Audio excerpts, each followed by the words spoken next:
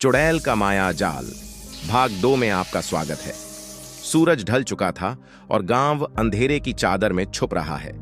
बच्चों के समय पर घर न लौटने पर माँ बाप परेशान होकर पूरे गांव में अपने बच्चों की तलाश में यहां वहां भटकने लगे, पर बच्चों की दूर दूर तक किसी को कोई खबर नहीं थी। वहीं दूसरी तरफ हवेली में चुड़ैल बच्चों को और डराकर उनकी हिम्मत तोड़ना चाहती थी। बच्चों को रोता बिलखता देखकर चुड़ैल जोर जोर से हंसी के ठहाके लगा रही है। बच्चे दिन भर के भूखे प्यासे थे, अब उनकी हिम्मत जवाब दे चुकी है। एक एक कर अब वह बेहोश होने लगे हैं। चुड़ैल भी इसी पल के इंतजार में थी। उसने अपना शिकार चुन लिया। जैसे ही चुड़ैल उस बच्चे को खाने के लिए उसके पास जाती है, तभी अचानक एक छोटी बच्ची कुछ मंत्रों का उच्चारण करती है, जिसे सुनकर चुड़ैल विचलित हो जाती है और गुस्से से उस बच्ची की तरफ देखती है।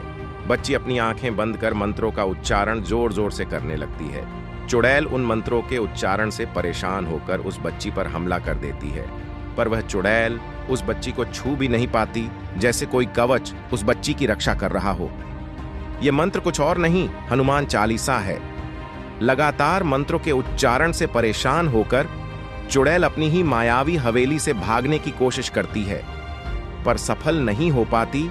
एक दिव्या रोशनी के साथ चुड़ैल काली राख में बदल जाती है और इस तरह उस बच्ची ने धर्म पर आस्था और आत्मविश्वास के चलते अपनी ही नहीं बल्कि सभी बच्चों की जान बचाई। इसीलिए बड़े बुजुर्ग कहते हैं, धर्म करो, धर्म करने से ही पाप और पापियों का विनाश होगा।